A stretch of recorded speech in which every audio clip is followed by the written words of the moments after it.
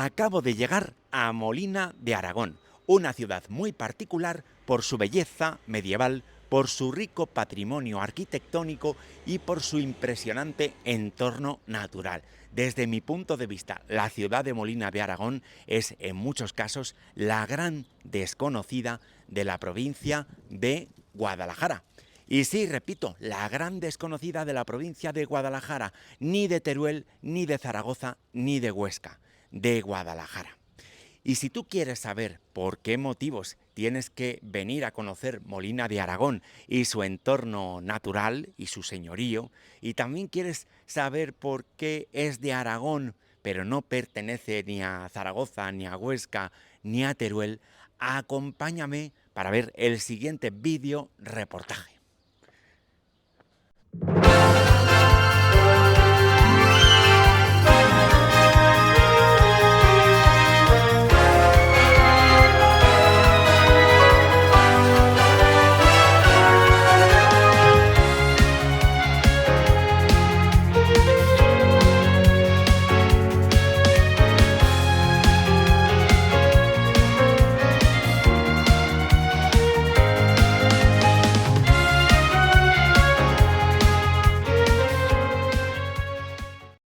Por Santa María iréis a pasar.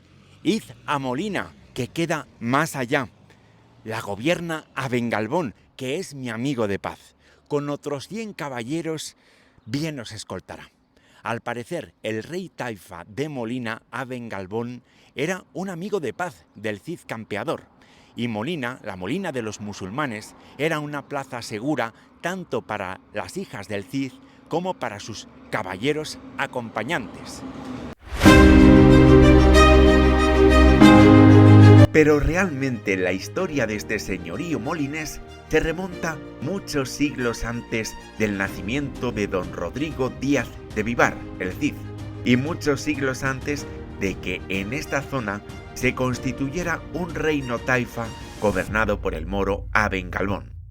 Los historiadores afirman que estas frías serranías ibéricas del señorío de Molina ya estaban pobladas en el siglo VII a.C. por pueblos celtíberos, y se han encontrado restos arqueológicos muy importantes en localidades cercanas a Molina como La Yunta, Tartanedo, Herrería o Prados Redondo. Al parecer, la romanización llegó muy tarde a estas tierras, alrededor del año 150 a.C., y según dicen algunos historiadores, la ciudad de Molina fue fundada por los romanos, recibiendo el nombre de Manlía, y originariamente se encontraba muy cercana al pueblo de Rillo de Gallo, que por cierto visitaremos también en este vídeo reportaje. Y no cabe ninguna duda de que el rey moro de Molina, Abengalbón, era amigo personal del Cid Campeador, ya que le atendía a él y a su familia cuando pasaba por esta ciudad en sus viajes entre Burgos y Valencia. Y es que Molina de Aragón juega un papel muy importante en el cantar del mío Cid, y refleja lo que posiblemente era una realidad histórica de la época, la amistad entre un rey musulmán y un héroe cristiano.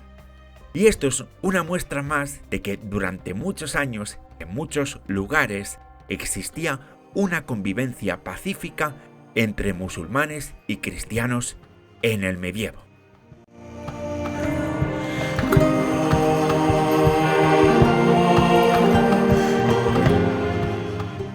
Han entrado en Molina, buen y rico lugar. El moro Abengalbón bien los servía adecuadamente.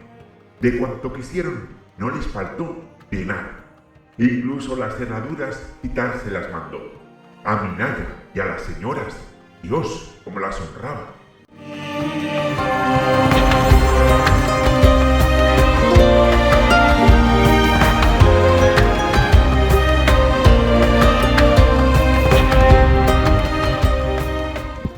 Pues voy a subir ahora mismo al castillo de Molina de Aragón y voy a abrir las puertas del castillo. Ojo, voy a ver si se abre la puerta. Tengo aquí estas llaves, pero vamos a ver si conseguimos abrirla, porque yo es la primera vez que abro las puertas de un castillo, lo aseguro, ¿eh? No sé si le estoy dando... ¿Cómo es eso? Vamos a abrir las puertas del castillo, vamos a ver si podemos, si nos da bien. Pues fíjate, a la primera que abro yo las puertas de un castillo, fíjate por dónde, oye.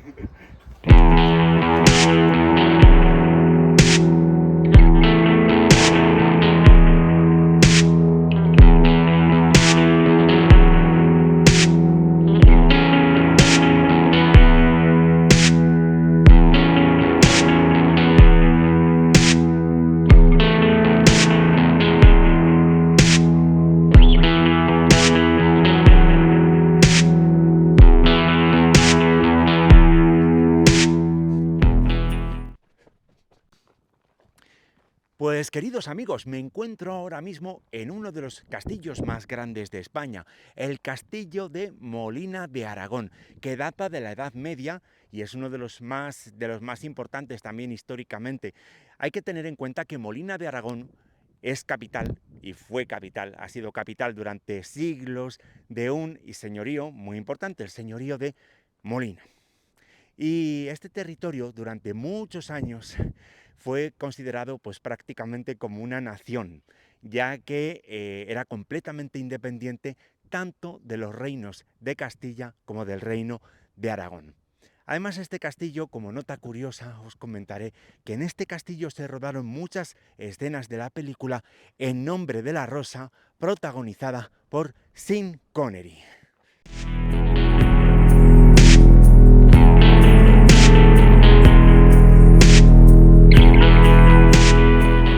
En el siglo XI, Molina era un pequeño reino taifa que fue gobernado por los reyes Ucalao, Abenahar y Aben-Galbón, y ya hemos comentado que este último era un gran amigo del Cid Campeador.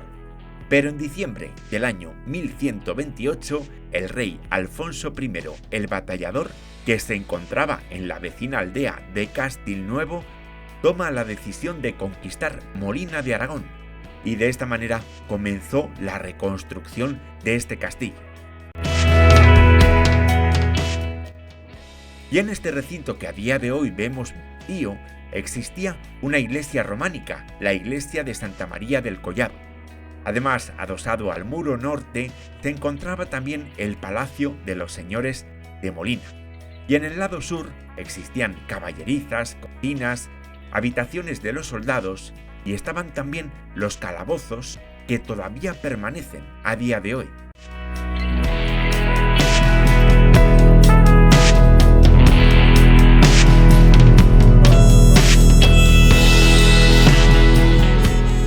Este castillo, sin duda, es el más grande y monumental de toda la provincia de Guadalajara.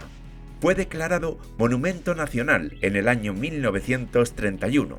Y en su estructura incluye un alcázar, un recinto amurallado y un cinturón externo conocido como cinto. También cuenta con una torre vigía, que es la Torre de Aragón, que sirve para completar su sistema defensivo.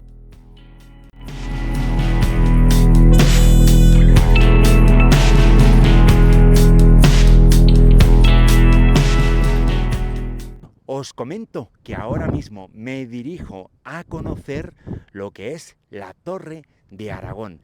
Dicen que se conserva prácticamente intacta desde el medievo, así que yo creo que lo mejor que puedes hacer es acompañarme para que te la enseñe y la puedas conocer. La Torre de Aragón preside todo el conjunto de la fortaleza, y dicen que originariamente debió de tener una altura mayor. Se trata del elemento más antiguo de todo el castillo, y parece que comenzó a construirla el rey Ramiro de Aragón, aunque su excelente conservación es debida a las restauraciones realizadas en el siglo XIX y en el siglo XXI, hace pocos años. La principal función de esta torre era la vigilancia y la defensa de la población de Molina, aunque en su interior, donde hoy hay un centro de interpretación y una exposición de cerámica molinesa, antiguamente se almacenaban alimentos y víveres, y también existía una cocina para elaborarlos, cobertizos con paja y una herrería para afilar y poner a punto las lanzas, los cuchillos y las hachas. Desde esta azotea se lanzaban comunicaciones a otros castillos del señorío de Molina y de fuera. Castillos como los de Santiuste, Zafra o Alpetea eran comunicaciones a través de señales de humos, espejos y fogatas. Y subirnos a esta terraza almenada de la Torre de Aragón, desde luego merece muchísimo la pena. Antiguamente servía para vigilar toda la comarca por motivos militares, y hoy podemos utilizar este recurso con fines turísticos gracias a las vistas que en este lugar podemos contemplar.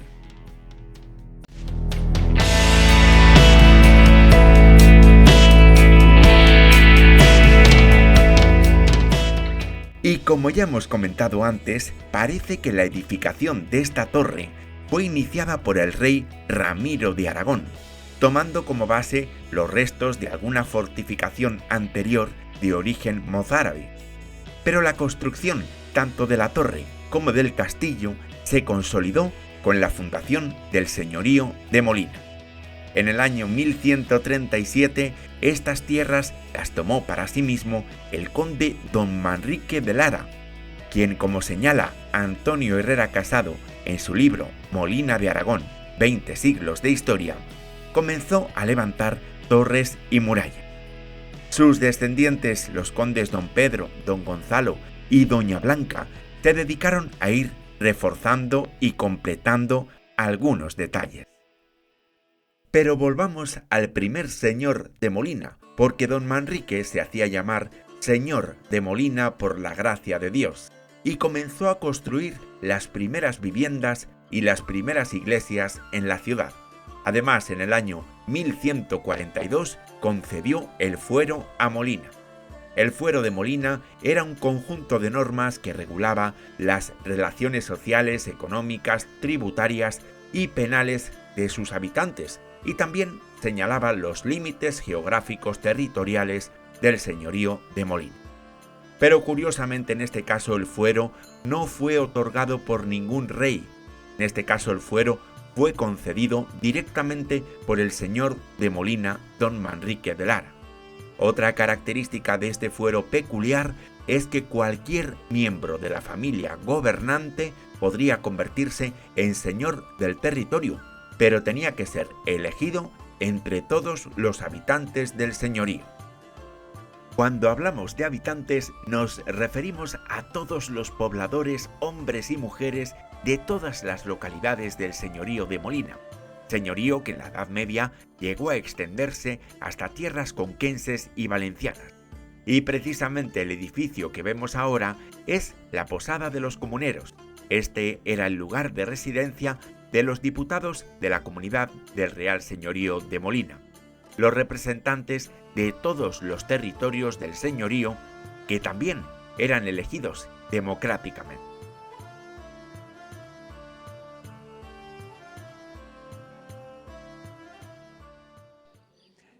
Hasta el siglo XIX, Molina era una ciudad amurallada. De hecho, podríamos decir que era el prototipo de pueblo, de ciudad amurallada, con las murallas que rodeaban el castillo, de las que a la vez salían las murallas que protegían el resto de la ciudad. Pero todas las puertas de acceso fueron prácticamente destruidas. Solamente encontramos algunos restos importantes en lugares como en el que me encuentro ahora mismo, la puerta del baño.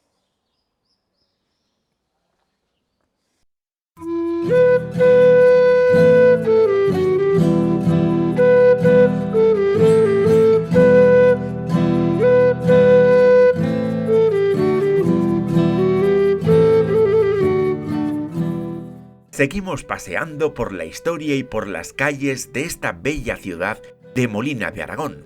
Y por supuesto, vamos a seguir hablando de sus personajes más ilustres, como el señor don Manrique de Lara, o algunas de sus sucesoras como doña Blanca o doña María de Molina.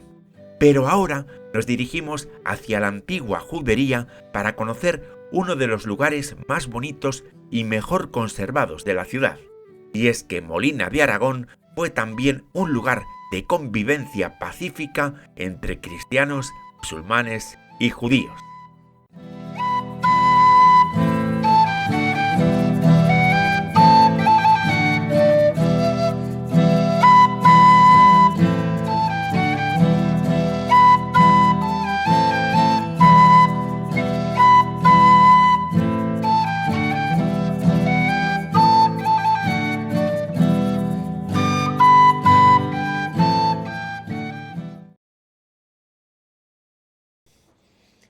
Estoy ahora mismo paseando por los restos de muralla medieval de Molina de Aragón. Y seguramente este lugar donde me encuentro, que es la Puerta de Ogalobos, pues sea uno de los lugares más desconocidos de la ciudad, pero también más misteriosos y más bellos.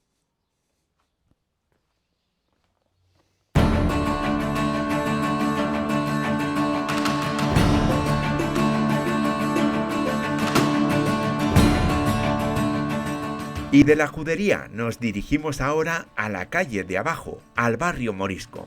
Los árabes estuvieron gobernando la ciudad de Molina durante muchas decenas de años y todavía quedan muchos detalles de su urbanismo. Uno de ellos sería una pintoresca acequia existente en un lugar conocido como El Ojo, situado frente al antiguo ayuntamiento. En él podemos ver cómo el caz se oculta bajo las casas. Este conducto servía para mover los molinos y regar las huertas que existían al otro lado de estas viviendas. El lugar desde luego tiene un encanto muy especial y en él se juntan las aguas del antiguo caz, diseñado por los árabes, con las del río Gallo.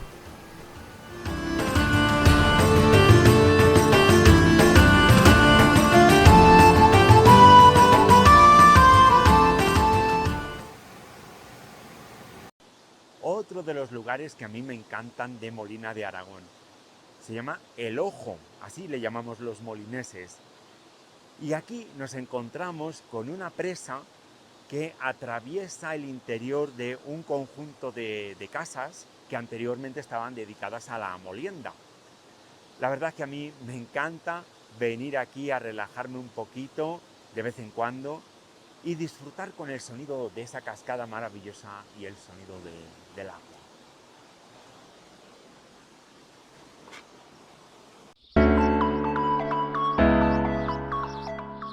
La verdad es que encontrándonos en estos barrios de la judería y la morería de Molina de Aragón, estamos en el lugar idóneo para iniciar una pequeña excursión en coche, en bicicleta o a pie hacia uno de los lugares más desconocidos de Castilla-La Mancha.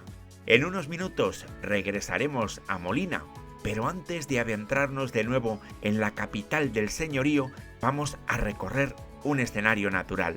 Algunos dicen que es un auténtico milagro de la naturaleza, el Barranco de la Hoz, integrado en el Parque Natural del Alto Tajo, posiblemente el lugar más bonito de toda la provincia de Guadalajara.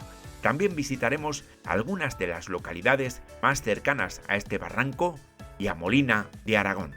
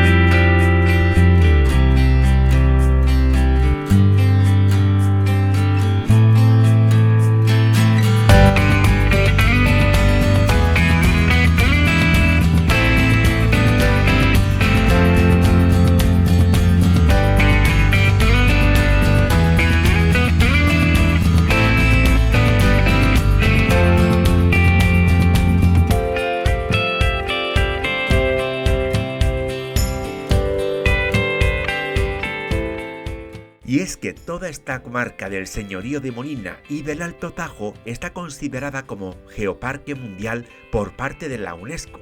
Y precisamente a tan solo 12 kilómetros de Molina de Aragón nos encontramos con este paraje singular y de mucho arraigo para todos los molineses, el Barranco de la Virgen de la Hoz.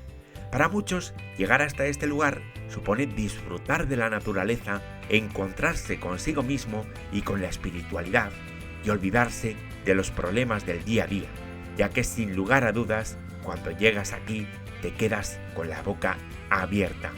Nada más llegar al barranco, nos encontramos con un hostal, una antigua hospedería y una ermita del siglo XII.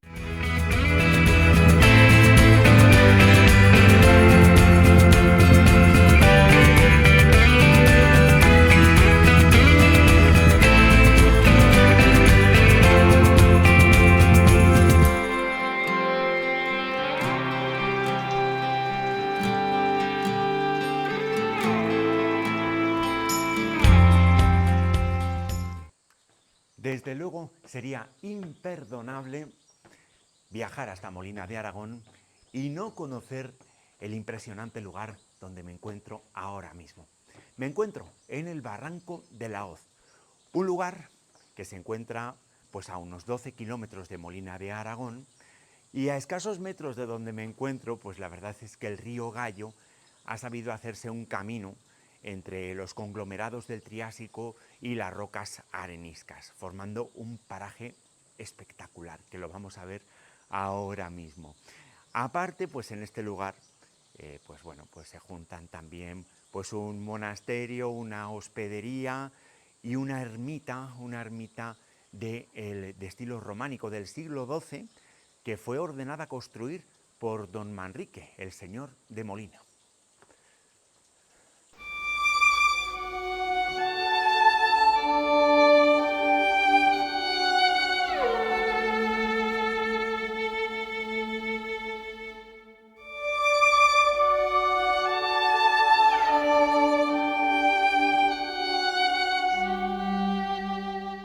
Esta ermita originariamente se llamó Santuario de Santa María de Molina y fue ordenada construir por don Manrique de Lara, el primer señor de Molina, aunque el templo actual también es el fruto de una importantísima reconstrucción realizada durante el siglo XV sobre las bases, pilares y arcadas originales del siglo XII. El pequeño templo queda minimizado ante el apabullante paisaje y permanece también al abrigo de las rocas rojizas. La leyenda dice que en el siglo XII un vaquero de la cercana aldea de Ventosa, en una mañana de primavera, perdió una vaca de su rebaño. Inmediatamente salió en su búsqueda, introduciéndose en las profundidades de este desfiladero, cuando repentinamente encontró a su res bajo la imagen de la Virgen. Después, este milagro se difundió por Molina de Aragón y por todos los pueblos de la comarca. Lo más curioso es que la imagen de la Virgen esa misma noche fue trasladada a la iglesia de San Martín, en Molina de Aragón, pero al día siguiente los molineses descubrieron que ya no se encontraba allí. Milagrosamente la Virgen se encontraba de nuevo en el rincón de la aparición. Lo mismo volvió a ocurrir al día siguiente. De nuevo, trasladaron la imagen de la Virgen a la iglesia de San Martín, en Molina, incluso poniéndole centinelas para custodiarla. Pero María Santísima volvió a aparecerse en este mismo lugar del Barranco de la Hoz.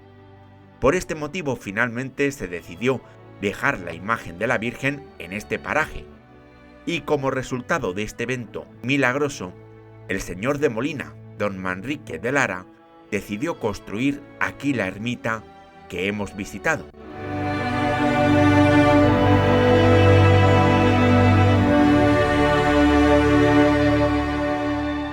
Desde entonces, desde hace más de 9 siglos, la Virgen de la Hoz es venerada en toda la comarca del señorío de Molina, y cada 1 de mayo los molineses acuden fielmente en romería.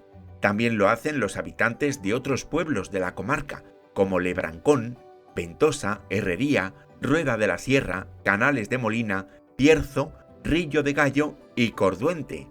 Y por cierto, estas 2 últimas villas también las vamos a visitar en este vídeo documental. Será en los próximos minutos, pero de momento vamos a seguir paseando por este maravilloso barranco de la Hoz. Desde luego, la Virgen de la Hoz escogió muy bien el lugar donde aparecerse, pero ya al margen de las apariciones milagrosas, este espectacular barranco de la Hoz es uno de los espacios con mayor valor geológico y ecológico de este geoparque mundial de Molina y del Alto Tajo, y comenzó a formarse hace unos 250 millones de años. Parece que en aquella época la zona estaba atravesada por grandes ríos que transportaban enormes cantidades de sedimentos, arena, arcilla y otras partículas que encontramos en las masas de agua. Todos estos sedimentos se han ido almacenando en depósitos de gran tamaño que han dado lugar a las rocas que hoy forman parte de este gran cañón. Al parecer, los tonos rojizos de estas rocas se deben a la acumulación de óxidos de hierro y sus formas a la acción de la erosión.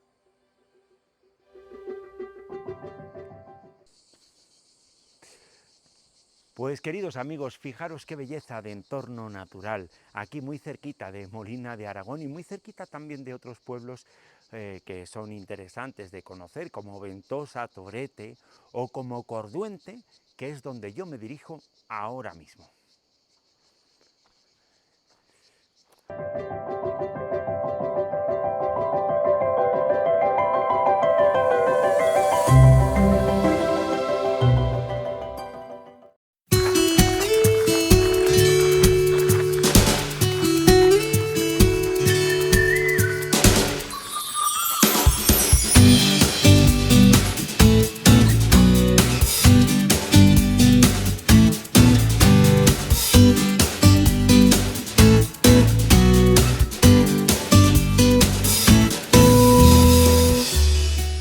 Y desde lo alto del barranco de la Hoz podemos tomar una pista forestal que nos conduce hasta la dehesa del pueblo de Corduente. No es un paisaje tan espectacular como el del barranco, pero igualmente es bello. El paseo realmente es muy agradable, en un entorno boscoso de pinares y de bosques de roble.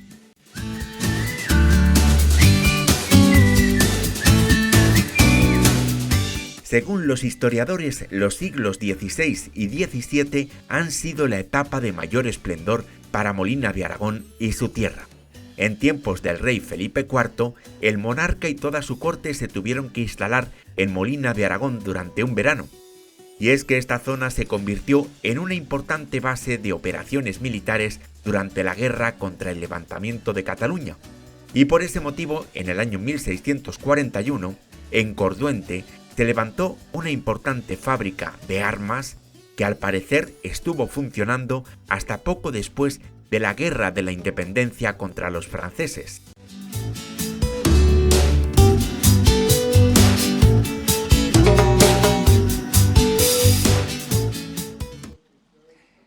Podemos decir que el pueblo de Corduente, en cuya plaza mayor me encuentro en este momento, y la ciudad de Molina de Aragón son los principales puntos de entrada al barranco de la Hoz, que está a tan solo unos 3,5 kilómetros, y al Parque Natural del Alto Tajo. Además, yo considero que Corduente es una localidad muy bonita y muy agradable, de unos 350 habitantes aproximadamente. Se encuentra, como digo, muy cerquita del barranco de la Hoz, y si venimos a Corduente tampoco podemos dejar de ver lo que es la iglesia parroquial y lo que es su castillo, el castillo de Santiuste, que es donde me dirijo ahora mismo.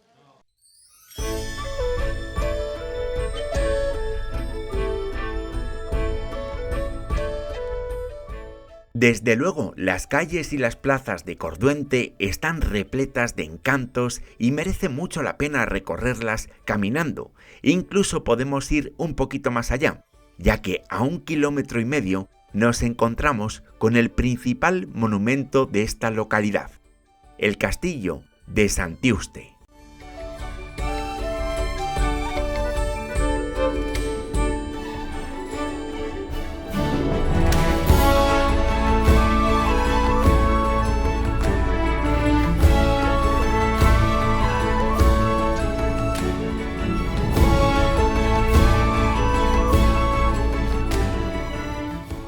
Esta fortificación prácticamente quedó destruida a consecuencia del terremoto de Lisboa del año 1755, que en realidad afectó a toda la península ibérica.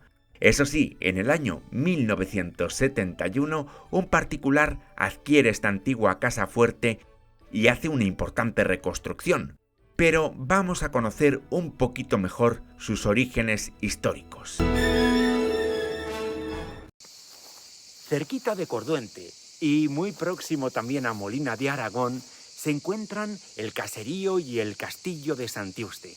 Al parecer, este palacio torreado fue construido en el siglo XV por el caballero don Juan Ruiz de Molina, conocido también como el Caballero Viejo. Si nos damos un paseo por este caserío, además de ver el castillo con sus 4 torres y encontrarnos con algunas casas de piedra muy bonitas y parece que bien conservadas, podremos comprobar también cómo el caserío pudo tener en su momento una especie de recinto almenado.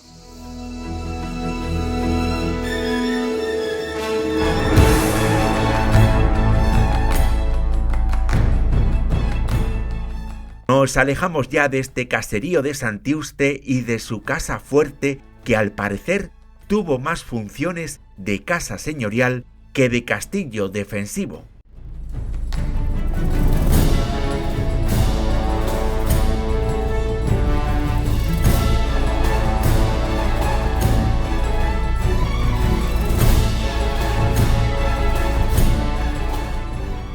Y llegados a este punto, querido amigo, querida amiga, considero que es muy buen momento para recordarte que mi nombre es Luis Ignacio y por supuesto también lo es para recordarte que te puedes suscribir a este canal de YouTube, puedes pinchar en el me gusta y puedes visitar mi página web que es www.viajandoconluisignacio.es. Te lo vuelvo a repetir, www.viajandoconluisignacio.es.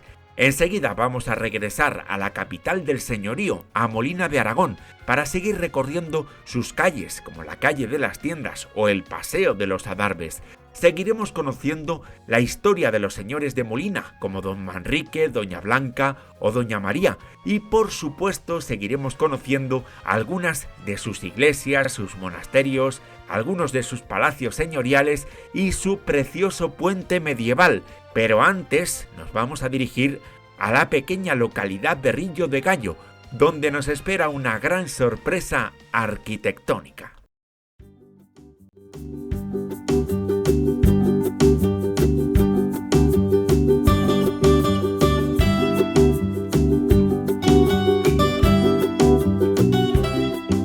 Y es que podríamos decir que Rillo de Gallo tiene muchas otras cosas en común con numerosos pueblos del señorío de Molina y del resto de España. Tiene una fuente en su plaza mayor, con buena y rica agua. Esta fue construida por el señor don Calixto Rodríguez, quien fue diputado republicano en el Congreso por la comarca de Molina de Aragón entre 1891 y 1910.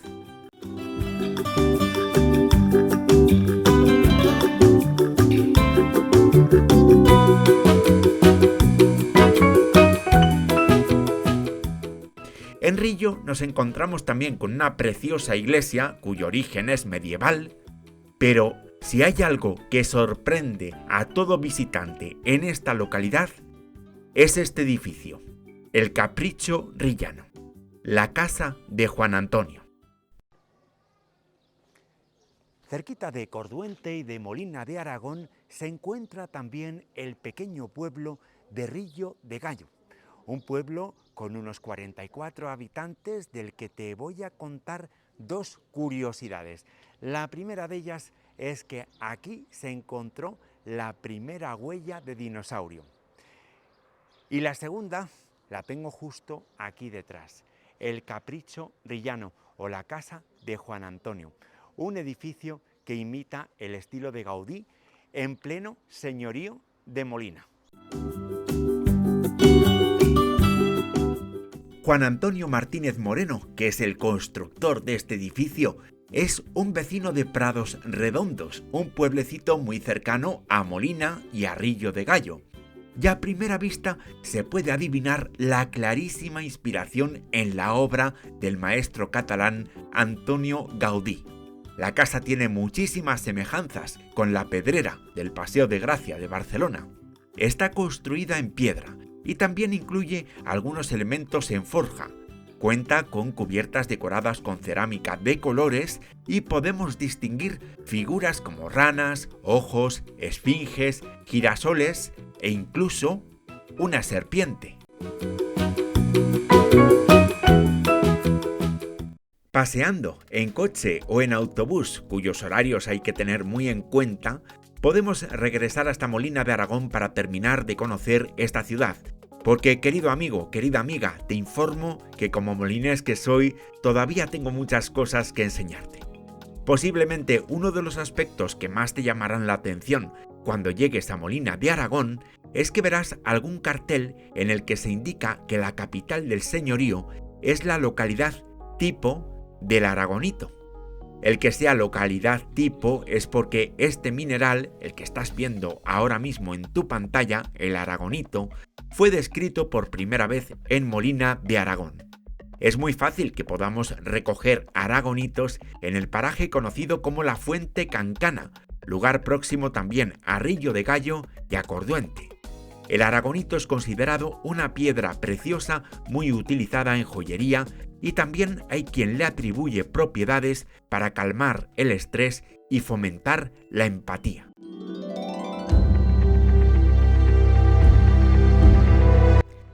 Fue un científico mineralogista alemán apellidado Werner quien acuñó el término aragonito en el año 1788, y es que este científico no debía de conocer que Molina era tierra castellana. Y precisamente el aragonito me va a servir para explicarte por qué Molina se llama de Aragón, perteneciendo en realidad a Castilla. Según Antonio Herrera Casado en su libro Molina de Aragón, 20 siglos de historia, el apellido de Aragón es meramente accidental y debería ser cambiado por el nombre de Molina de los Caballeros, que al parecer es el nombre original de nuestra ciudad. Pero hagamos una recapitulación de datos históricos y cronológicos. Como ya hemos dicho anteriormente, en diciembre del año 1128, el rey Alfonso I el Batallador de Aragón conquistó la ciudad a los musulmanes. Pero ya en 1139 aparece como señor del territorio un noble castellano, don Manrique de Lara. Eso sí, en 1369 el rey Enrique II de Trastámara regaló el señorío de Molina al francés Bertrand du Guesclin, pero el común de la villa y tierra de Molina no admitió ponerse bajo el mandato de este señor francés. Y según cuenta Antonio Herrera Casado, el rey don Enrique no escuchó los ruegos de los molineses. Por ese motivo, en 1370, la plebe molinesa decide ponerse bajo la soberanía del rey Pedro IV de Aragón. Y este es el origen del nombre actual de la ciudad, que originariamente debió de llamarse Molina de los Caballeros. 5 años más tarde, el infante don Juan, hijo de Enrique II de Trastámara, se casa con doña Leonor de Aragón. Con ello se firma la Concordia de Almazán, y en ese mismo año el señorío de Molina es devuelto al rey de Castilla. 100 años más tarde, en diciembre de 1475, la reina Isabel la Católica juró no apartar nunca al señorío de Molina de la corona de Castilla. Y sobre estas vistas de la Torre de Aragón, todo un esquema con todas estas fechas clave que son históricas y que nos explican por qué Molina se llama de Aragón y sin embargo pertenece a Castilla desde hace muchos siglos. Aunque como hemos visto también durante muchos años fue un territorio bastante independiente. El caso es que los vínculos sociales, culturales, políticos y económicos con Aragón han sido muy estrechos a lo largo de los siglos. Y a esto hay que añadir las semejanzas en sus costumbres, en su dialecto y en su folclore. El factor geográfico también es determinante, ya que Molina se encuentra mucho más cerca de otras capitales de provincia como Zaragoza o Teruel que de la propia Guadalajara. Así que no es de extrañar que el primero en intentar conquistar estas tierras molinesas a los musulmanes fuese el rey aragonés Alfonso I el Batallador.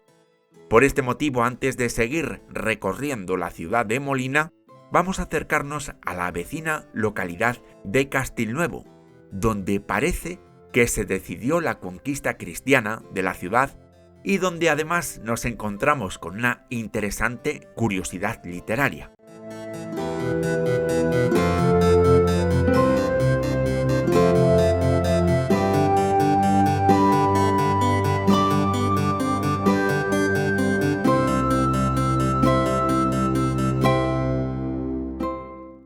En este momento me encuentro en uno de los pueblos, uno de los municipios que seguramente es de los más pequeños de España. Dice que aquí viven pues aproximadamente unos 6 habitantes, aunque yo os aseguro que no me he encontrado con ninguno de ellos. Pero el caso es que me encuentro delante también de lo que es una fortaleza medieval del siglo XII. Y es una pequeña fortaleza, un pequeño castillo, pero que yo creo que tuvo una importancia bastante considerable, porque aquí fueron firmados muchos documentos por el rey Alfonso I el Batallador. Además, aquí posiblemente dicen que también Alfonso I decidió, se animó desde aquí a conquistar Molina de Aragón. Y también este lugar, que por cierto pues está bañado por las aguas del río Gallo y bueno, pues realmente está rodeado de aguas, pues dicen que este lugar también sirvió de inspiración para Miguel de Cervantes, ya que él le inspiró para escribir uno de los capítulos más conocidos del Quijote, la ínsula Barataria. Ya en el siglo XII, en el fuero otorgado por don Manrique a la ciudad de Molina, es mencionado este castillo de Castilnuevo. Al parecer, todos los señores de Molina gustaban de pasar temporadas de recreo y sosiego en esta fértil vega. Pero después de visitar Castilnuevo, nos ponemos en marcha para regresar de nuevo a la capital del señorío, donde todavía nos quedan muchos lugares que conocer.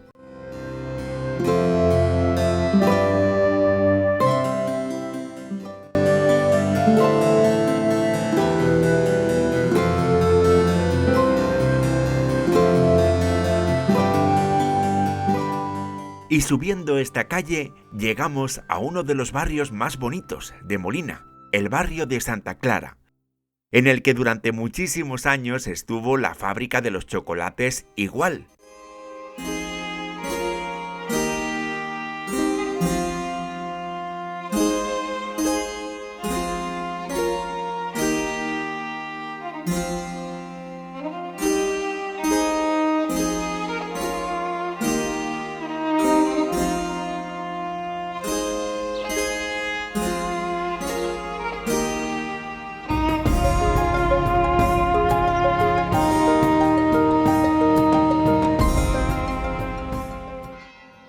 Pero si hay un edificio realmente destacable en esta zona es el convento y la iglesia de Santa Clara, con una mezcla de estilos que van desde el románico tardío hasta el Renacimiento, pasando por el gótico.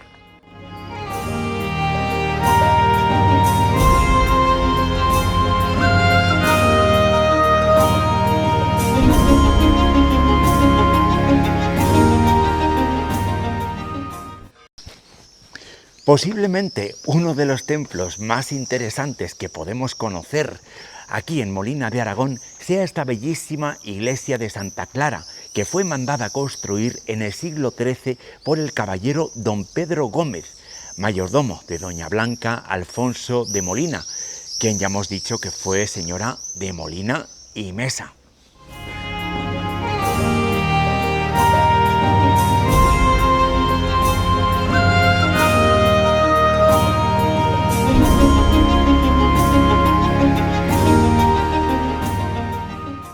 Y a partir de este momento he decidido que en este vídeo nos acompañen en algunas tomas los caballeros de la Orden Militar de la Virgen del Carmen, una institución de origen antiquísimo ya que se remonta al siglo XII.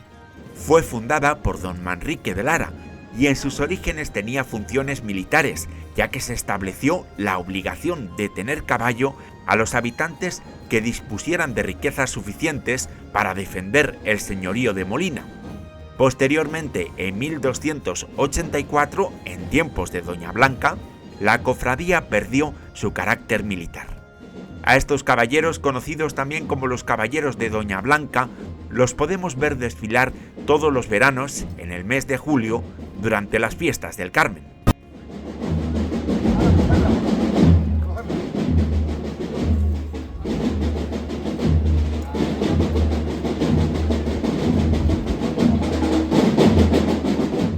Por el momento vamos a dejar a nuestros amigos los caballeros de la Virgen del Carmen y vamos a ir caminando hacia el corazón de Molina. En nuestro paseo nos encontramos con una de las grandes casonas molinesas, como es este Palacio de los Molina, también conocido como la Subalterna, y que en los últimos años ha sido íntegramente reformado para convertirse en centro hotelero. Frente al Palacio de los Molina nos tropezamos con la iglesia de San Felipe, con una mezcla de estilos entre el barroco y el neoclásico. La construcción de esta iglesia comenzó en el año 1680, lo que la convierte en la más moderna de Molina. Y si algo sobresale del interior de este templo, desde luego es la cúpula, aunque otra pieza central es el altar mayor, que está dedicado a San Felipe Neri.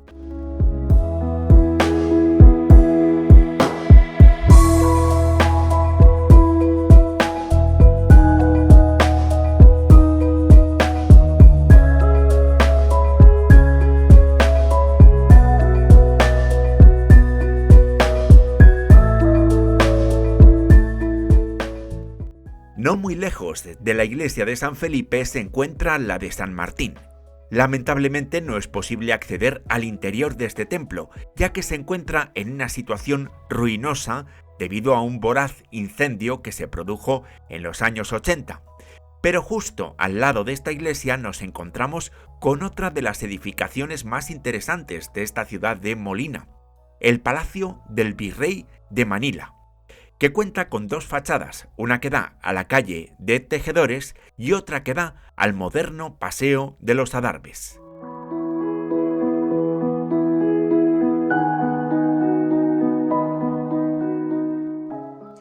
El Palacio del Virrey de Manila, en Molina de Aragón, es de estilo barroco y también es conocido como el Palacio de las Pinturas. Se conoce como la Casa de las Pinturas porque su fachada estaba decorada con pinturas al fresco, que hacían referencia a las ciencias y a las vistas de la ciudad de Manila, la capital de las Islas Filipinas, y a su puerto. De los 7 lienzos que existían, a día de hoy solo podemos disfrutar de algunos pequeños retazos y de este gran escudo señorial.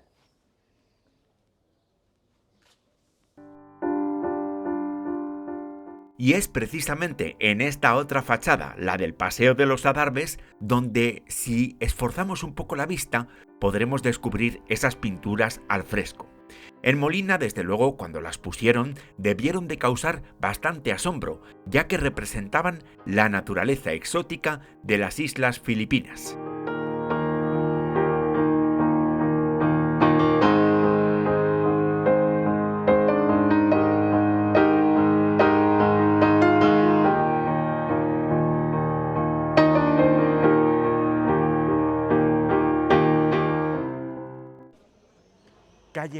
Callejeando por esta ciudad de Molina de Aragón, nos vamos a encontrar con lugares muy interesantes, como esta plaza de San Pedro.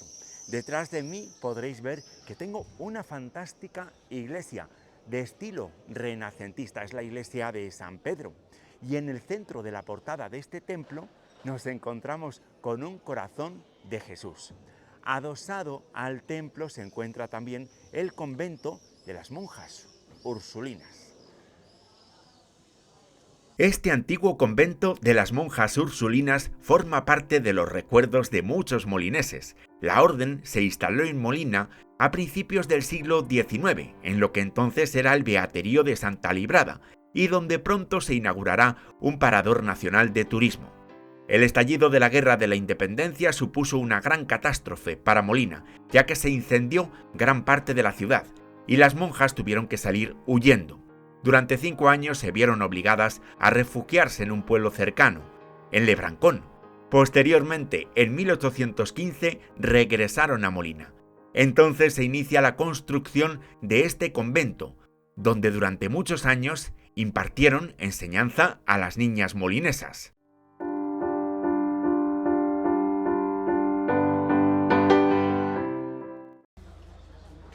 La calle de las Tiendas es una de las principales vías de la capital del señorío de Molina. Pero en este caso no se trata de una avenida ancha, como lo es el Paseo de los Adarves. Esta es una calle estrecha, como muchas de las calles de Molina. Sin embargo, esta calle está llena de sabor antiguo. También está llena de recuerdos para los molineses, ya que aquí se encontraban las principales tiendas de la ciudad. Todavía hay alguna abierta, alguna que otra tienda, pero se han cerrado la inmensa mayoría de ellas. Aquí estaban las mejores tiendas de ropa, las zapaterías, las ferreterías, panaderías, pastelerías, etc. Desgraciadamente, todas ellas, o la inmensa mayoría de ellas, cerradas a día de hoy. Que esta calle de las Tiendas de Molina es una muestra de la decadencia que están sufriendo en estos momentos la comarca y su capital. Aquí estaban las ferreterías del Iturbe, del Guillén y del Gabriel y de su hijo Ernesto Santamaría. También estaba la pastelería del Jano, la del Manolongo, la de la Hortensia, la carnicería de la Canoli, las tiendas de textil de los López, la sastrería de los Abranes, el bar Mocambo y un larguísimo etcétera. Algunas de ellas cesaron su negocio y otras se trasladaron al moderno Paseo de los Adarves que luego visitaremos.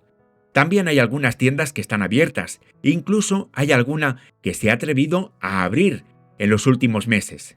Esta calle de las Tiendas siempre ha sido un punto de encuentro para todos los habitantes del señorío de Molina y constantemente ha sido un lugar central para el comercio de la ciudad. Y remarco lo de ciudad, ya que a pesar de sus escasos 3.500 habitantes, Molina es cabeza de partido judicial y junto con Sigüenza y la capital provincial es una de las 3 ciudades que existen en la provincia de Guadalajara. Dicen que pronto va a abrir un parador nacional de turismo en aquel lugar que en su momento, a causa de la invasión de los franceses, tuvieron que abandonar las monjas ursulinas. Ojalá que ese hotel de lujo pronto sea inaugurado y ojalá que sea todo un éxito, que sirva para impulsar el turismo sostenible, para crear muchos puestos de trabajo y para reactivar la economía de esta tierra tan bella, tan fría y tan injustamente olvidada como es Molina de Aragón y su comarca.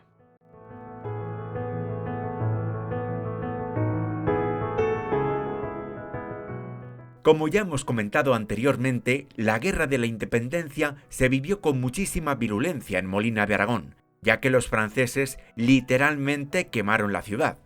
Después las Cortes de Cádiz otorgaron grandes reconocimientos por el papel heroico de los molineses, pero en ese momento comenzó la decadencia de toda nuestra comarca.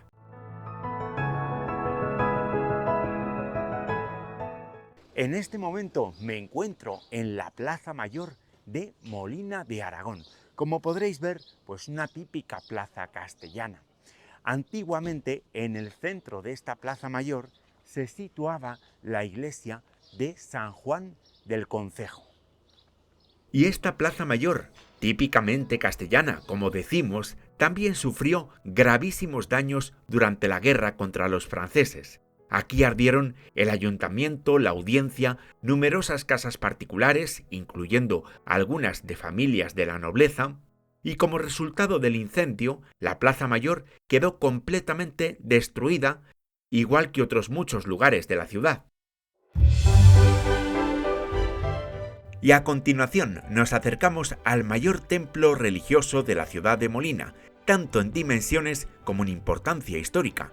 Me refiero a la iglesia de San Gil, que fue románica también en sus inicios. De hecho, fue construida allá por los siglos XII o XIII, aunque después sufrió importantes restauraciones. También sufrió la Guerra de la Independencia. Los franceses no llegaron a destruir el templo, pero sí que lo saquearon. Eso sí, un siglo más tarde, en 1915, otro incendio destruyó completamente el interior del edificio. Esto provocó también la pérdida de numerosas y valiosas obras de arte. Esta placita donde me encuentro ahora mismo es la Plaza del Progreso, y detrás de mí nos encontramos con el principal templo de la ciudad de Molina. Me refiero a la iglesia de San Gil, que al parecer en tiempos de don Manrique era una iglesia de asilo, un templo donde llegaban personas perseguidas por la justicia demandando protección. También dicen algunos cronistas que esta iglesia en su momento debió de tener una torre inclinada. Sí, una torre como la de Pisa. En el interior de la iglesia ahora mismo nos encontramos con un gran retablo renacentista que representa imágenes y escenas de la vida de Jesucristo. Y sí, al parecer, esta iglesia de San Gil llegó a tener durante muchos siglos una torre inclinada que competía con la italiana de Pisa. Tanto es así que, según cuenta Antonio Herrera Casado, el rey Fernando el Católico, cuando viajó de Aragón a Castilla, en Molina no se perdió la visita a la torre inclinada de San Gil.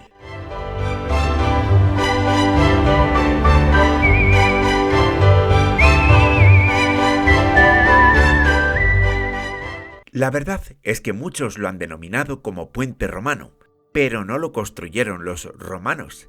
Quizás tampoco sea románico, ya que es una combinación entre el románico y el gótico. Se construyó entre los siglos XII y XIII y se trata de uno de los puentes más antiguos y más bonitos de España.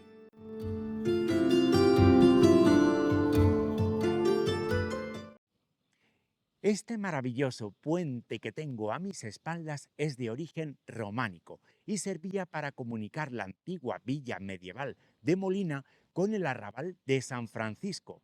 Fue mandado restaurar en su momento por el rey Felipe IV cuando visitó esta ciudad y se dio cuenta de su lamentable estado. Como ya hemos comentado anteriormente, en el verano de 1642, el rey Felipe IV y toda su corte tuvieron que trasladarse por espacio de 20 días a Molina de Aragón, a causa de la sublevación en Cataluña. En aquellos días, el monarca pudo comprobar el mal estado en el que se encontraba este puente y por este motivo ordenó su restauración.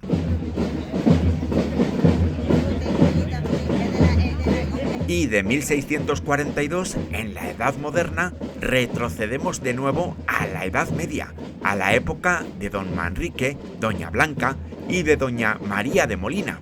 Retrocedemos para visitar los jardines y el convento de San Francisco y lógicamente lo hacemos en compañía del ejército de los caballeros de doña Blanca, conocidos también como caballeros de la Virgen del Carmen.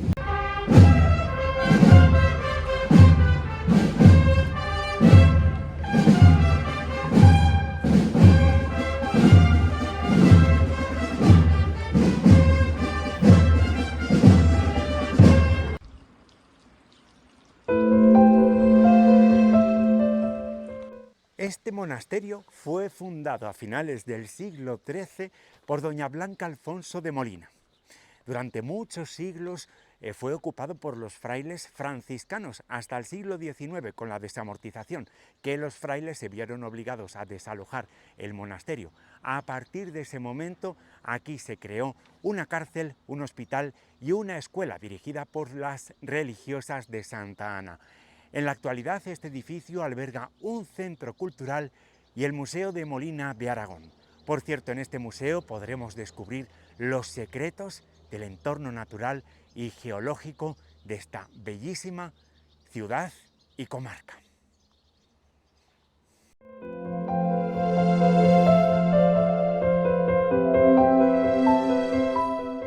Al parecer, en este monasterio se hicieron enterrar la señora del señorío, doña Blanca Alfonso de Molina, y su hija doña Mafalda, aunque posteriormente los restos mortales de ambas fueron trasladados a la iglesia de San Gil. Este cenobio siempre se ha beneficiado de importantes ayudas materiales y de grandes cantidades de dinero. Posteriormente también hicieron sustanciosas donaciones doña María de Molina y el rey Sancho IV de Castilla. El monasterio siempre ha estado ocupado por frailes franciscanos hasta el año 1835, cuando se produjo la desamortización.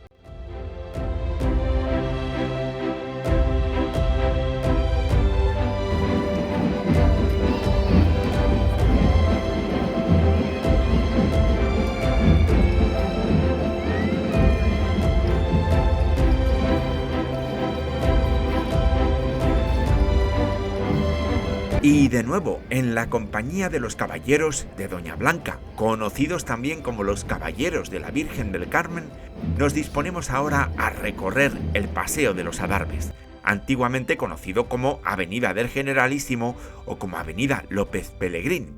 A día de hoy, esta calle es el centro neurálgico de la ciudad. Los Adarves son sin duda el mejor lugar para hacer compras y para hacer vida social. Este es un paseo que invita a disfrutar. Antiguamente este era el camino en la parte superior de la muralla por donde la guardia del castillo hacía sus rondas de vigilancia. Hoy este paseo de los Adarves actúa como nexo de unión entre lo antiguo y lo moderno. Y en este punto nos despedimos y ponemos punto y final a este vídeo reportaje sobre Molina de Aragón y su tierra.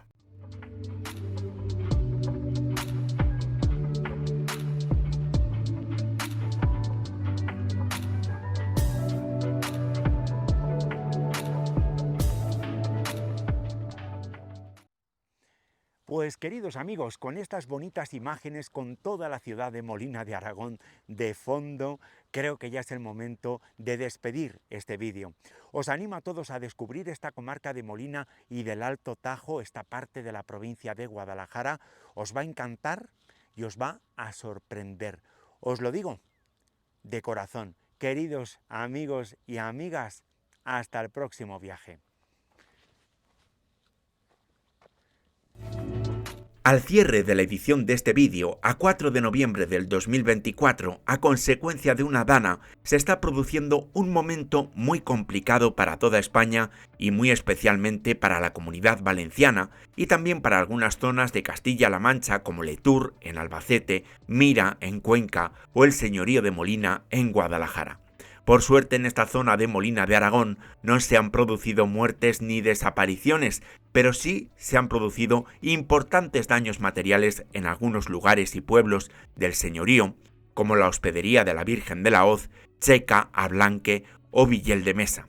Además, estamos todavía pendientes de la inauguración de un parador nacional de turismo que sufrió daños a consecuencia de una tormenta anterior y que todavía no ha podido abrir al público.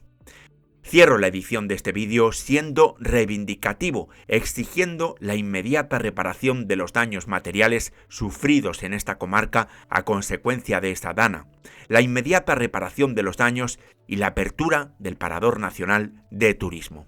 Y por supuesto, sin olvidarme de los cientos de personas que han fallecido y han desaparecido a consecuencia de este temporal de lluvias tanto en Valencia como en Castilla-La Mancha. Todo el apoyo, toda la solidaridad, toda la empatía desde viajandoconluisignacio.es.